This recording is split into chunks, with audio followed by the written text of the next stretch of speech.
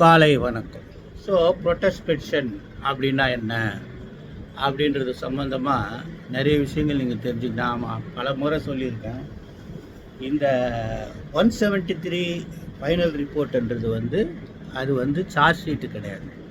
பாசிட்டிவாக இருந்தாலும் நெகட்டிவாக இருந்தாலும் இது 154 சிஆர்பிசியுடைய அவுட்கம். அதாவது அது 154 முதல் தகவல் அறிக்கை முழு முதிர்ச்சி பெற்று 173 இறுதி வடிவம் பெறும். இதுக்கு இடையில் இந்த 154 ஆரம்பிக்கிறது 172 சிஆர்பிசி கேஸ் டைரியில் இருக்கும். எல்லா புலன் விசாரணையினுடையது, சம்பந்தப்பட்டது, சம்பந்தம் இல்லாதது, அனுமதிக்கத்தக்கது, அனுமதிக்க முடியாதது, தேவையில்லாதது எல்லாமே 172 சிஆர்பிசியில் இருக்கும்.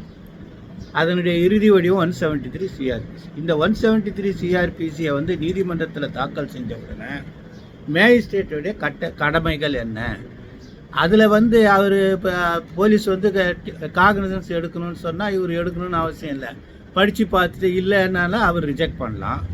இல்லை அவங்க எடுக்க முடியாது, மிஸ்டேக் ஆஃப் ஃபேக்ட்னு அனுப்பிச்சா கூட உடனே இவர் என்ன பண்ணலான்னா அந்த இருக்கிற மெட்டீரியல் இதெல்லாம் பார்த்து இவரே கூட காக்னிசன்ஸ் எடுத்துக்கலாம்.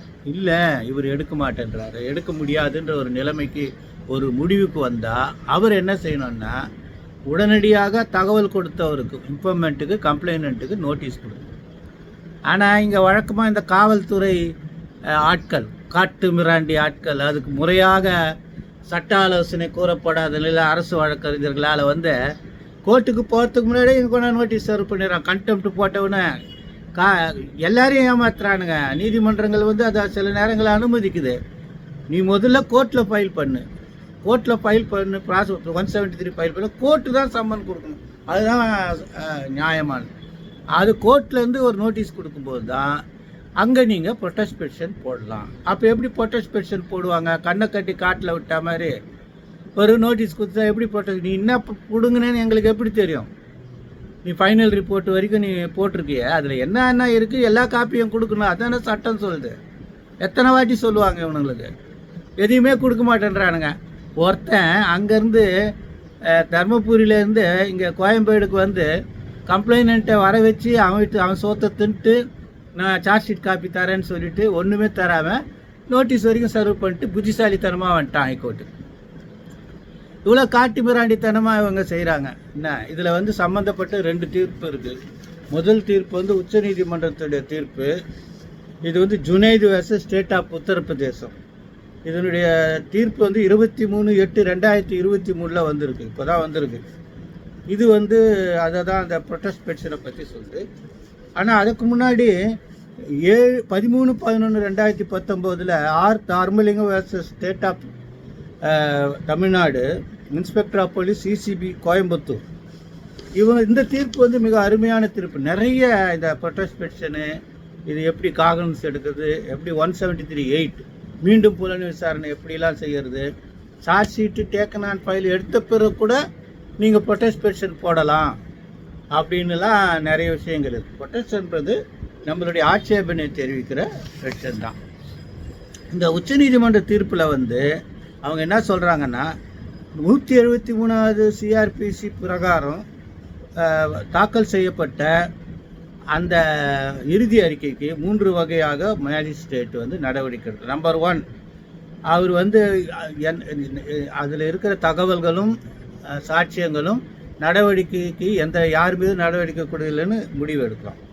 இல்லைன்னா இதுமாதிரி நடவடிக்கைக்கு உரியதுன்னு சொல்லிட்டு அவங்களுக்கு சம்மன், அழைப்பானை அனுப்பலாம். 3வது 200வது சிஆர்பிசியில் ப்ரைவேட் கம்ப்ளைண்ட் மாதிரி எடுத்து சாட்சிகளை விசாரித்து இவர் ஆக்ஷன் எடுக்கலாம். இவர் இந்த நடவடிக்கை எடுக்க முடியாத இறுதி அறிக்கைன்னா உடனடியாக அதனுடைய தகவல் அறிவிப்பு கம்ப்ளைண்ட்டுக்கு கொடுக்கணும். அதுதான் பேர் ப்ரொட்டஸ்ட் பெட்டிஷன் அப்படின்னு. இது ஒன்றாச்சா? 2 விஷயங்கள் இந்த 2 தீர்ப்பில் சொல்கிறாங்க. இந்த 2 விஷயங்கள் என்ன 2 தீர்ப்பில் சொல்கிறாங்கன்னா, நம்பர் 1, ட்ரையல் என்றது வழக்கு நடக்கும் நிலைமை என்பது இறுதி அறிக்கையை கோப்புக்கு எடுத்துட்டு உடனே வந்ததாக கருதக்கூடாது. ட்ரையல் சார்ஜஸ் ஃப்ரேம் பண்ண பிறகு தான் ட்ரையல் ஆரம்பிக்கப்பட்டதாக கருத வேண்டும். நம்பர் 2வது, சிஆர்பிசியில் வந்து ப்ரொடெஸ்ட் பெட்டிஷன் என்றதை வந்து கிடையவே கிடையாது.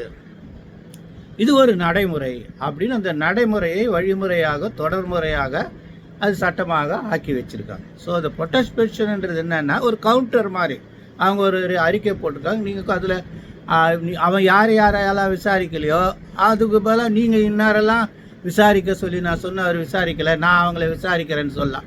அது 200 சிஆர்பிசி வரும். இப்படியாக ப்ரொடெஸ்ட் பண்ணி இங்கே உயர்நீதிமன்றங்களில் இப்போ ஃபைனல் ரிப்போர்ட்டுன்னு ஆர்டர் போட்ட உடனே கண்டெம்ட் நோட்டீஸ் கொடுத்த உடனே அவன் வந்து பப்ளிக் ப்ராசிக்யூட்டர் வந்து இல்லைங்க இப்போ ப்ரொடெஸ்ட் நோட்டீஸ் யார் சர்வ் பண்ணணும்?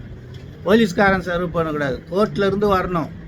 இவனே சார் கோர்ட்டுக்கே போயிருக்காது, நம்பர் தர மாட்டான், ஆன்லைனில் ஃபைல் பண்ணணும்.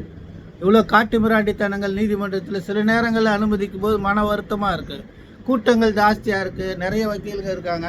ஒரு மேட்டரை நம்ம எக்ஸஸாக டைம் எடுத்து ஆர்கியூ பண்ணோம்னா சில பேர் டென்ஷன் ஆகிடுறாங்க. அதனுடைய நிலையை வந்து அந்த அரசாங்க வக்கீல் அவருக்கு அந்த ஒரு ப்ரீஃபுக்கு அமௌண்ட்டு உள்ளே விழுந்துடணுன்ட்டு அவர் ஒரு நீதிமன்றத்தை ஏமாத்துறது, அதில் ஒரு மகிழ்ச்சி. என்ன செய்ய சொல்கிறீங்க? எல்லாம் ப்ராக்டிஸ் பண்ணிட்டு தான் இருக்கிறோம். ஆக மொத்தம் நீங்கள் செய்ய வேண்டியது என்னென்னா, நீங்கள் அந்த ப்ரொடெஸ்ட் பெட்டிஷனை வந்து முறையாக தயாரிக்கணும்னா அந்த ஃபைனல் ரிப்போர்ட்டில் இருக்கிற எல்லா தகவலும் வேணும். நீதிமன்றத்தில் மனு போட்டு எனக்கு எல்லா நகவலும் கொடுங்க, அப்போ தான் நான் ப்ரொடெஸ்ட் பெட்டிஷன் போட முடியும் அப்படின்னு போடுங்க. இல்லை உங்கள்கிட்ட ஏற்கனவே இருக்கிற தகவலை வச்சு நீங்கள் ப்ரொடெஸ்ட் பெட்டிஷன் போட்டாலும் அதில் ஒரு வார்த்தையை சேருங்க, நான் இந்த இறுதி அறிக்கைக்கு மனு செய்திருக்கிறேன், அந்த நகல் கிடைத்த பிறகு மீண்டும் கூடுதல் காரணங்களை தெரிவிக்க எனக்கு அனுமதி வழங்க வேண்டும்னு ஒரு காரணம். The petitioner reserves his right to raise additional grounds after receiving the final report. ஏன்னா ப்ரொடெஸ்ட் பெட்டிஷனுக்கு ஒரு டைம் கொடுத்துருப்பாங்க. அது தட் இஸ் இம்மெட்டீரியல், ஸ்டாச்சுட்டரியே கிடையாது. இல்லை, அது only explanation. You can file any time protest petition. அதுதான் இந்த ஒரு ஜஸ்டிஸ் ஜெகதீஷ் சந்திரா என்கிற அவருடைய டாக்ட்ரினல் தீர்ப்பு. நிறைய வழக்குகளை வந்து அவர் விவாதித்து உங்ககிட்ட வந்து இந்த ப்ரொடெஸ்ட் பெட்டிஷனை பற்றி இந்த 173(8) கூடுதல் சாட்சியங்களை எப்படி நீங்கள் அக்யூஸ்ட் எப்படி சேர்க்கறது, எந்த நிலையில் சேர்க்கலாம் அப்படிலாம் அதில் வந்து இந்த தீர்ப்பில் வந்து பல தீர்ப்புகளில் வந்து அந்த கூடுதல் அக்யூஸ்டை சேர்க்குற உரிமை வந்து காவல்துறைக்கு தான் இருக்குதுன்னு சொல்லியிருக்காங்க. ஆனால் அது வந்து இப்போ வேற ஒரு உச்ச நீதிமன்ற தீர்ப்பில் யார் பாதிக்கப்பட்டவர் கூட போடலாம். ஆனால் விக்டிமாலஜி இன்ட்ரடியூஸ் பண்ணியிருக்காங்க. இப்போ விக்டிமாலஜி இன்ட்ரடியூஸ் பண்ணியிருக்காங்க. அந்த அடிப்படையில் இந்த விஷயங்கள் நடக்குது. ஆகவே அன்பு நண்பர்களே வந்து நீங்கள் இந்த ஆழமாக இந்த 2 தீர்ப்பையும் படிச்சுக்கிங்க. ப்ரொடெஸ்ட் பெட்டிஷன் என்னன்னு கிரிமினல் ரூல்ஸ் ஆஃப் ப்ராக்டிஸில் வந்து ப்ரொடெஸ்ட் பெட்டிஷன் இருக்கான்னு ஒரு வாட்டி செக் பண்ணோம். ப்ரொடெஸ்ட் பெட்டிஷன் எப்படி கம்ப்ளைண்ட் கொடுத்துருக்காங்க, அது ஒரு இடைச்சொருகளாக இருந்திருக்கு. இப்போ இதெல்லாம் முடிஞ்ச பிறகு இந்த புது சட்டம் வந்துச்ச பிறகு அதில் என்ன போட்டிருக்குன்னு ஒரு பார்வை பார்த்துக்குங்க.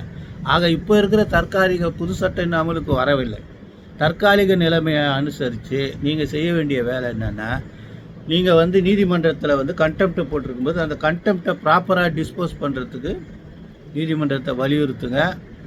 ஈழமை நீதிமன்றத்தில் போய் போலீஸ்காரன் நோட்டீஸ் கொடுத்தானா கூட அவன் வந்து நீங்கள் நடவடிக்கை எடுக்கிறதுக்கு முன்னாடியே அவன் வந்து நோட்டீஸ் கொடுத்தது கண்டெம்ட்டு, அது வந்து குற்றம், பெர்ஜூரி அப்படின்னு சொல்லி preventing the judicial officer judicial magistrate to take action அவர் தானே முடிவு பண்ணு. நீ ஃபைனல் ரிப்போர்ட் போட்டு அதை கடவுள் காஸ்பல் ட்ரூத்தா என்ன அதனால் அது நீதிமன்றம் தானே முடிவு பண்ண. அதுக்குள்ளே நீ எப்படி நோட்டீஸ் சர்வ் பண்ணுவேன்? உனக்கு என்ன அவ்வளோ அவசரம்? ஏன்னா நீதிமன்றத்தில் இப்போ ஆன்லைனில் ஃபைல் பண்ண சொல்கிறாங்க. யாரை ஆன்லைனில் ஃபைல் பண்ணுறது? அவனுக்கு 1000 வேலை இருக்குது. கலெக்ஷன் பண்ணுறது, சில கடைகளை வந்து மூடுறதுக்கு, சில கடைகளை அனுமதிக்கிறதுக்கு, என்ன மற்ற தவறான கெஞ்சா அது இது விற்கிறவங்ககிட்ட கலெக்ஷன் பண்ணுறதுக்கு, அந்த பெரிய முதலாளி சொல்கிற ஒரு அப்பாவிகளை பிடிச்சி ஜெயிலுக்கு அனுப்புறது, இந்த வேலை செய்கிறதுக்கு தான் கூட்டம் இருக்குது. அதுதான் 1961 போலீஸ் ஆக்ட் வந்து பிரிட்டிஷார் வந்து நம்மளை கட்டாயப்படுத்தி நம்மளை காட்டு மிராண்டிகளை அடிக்கிறதுக்காக உருவாக்கின போலீஸு. அதனுடைய அந்த அந்த குணநலத்தை இன்னும் இன்றைக்கி இவங்க பாதுகாத்துனா அதனுடைய மனநிலை குணநிலை மாற்றலை. அதுக்கு எல்லாத்தையும் மாற்றின இந்த மாநில அரசாங்கமும் மத்திய அரசாங்கமும் இந்த காவல்துறையினருடைய உடுப்புகளை மாற்றுமாறு கேட்டுக்கொள்கிறேன். காலை வணக்கம். நன்றி.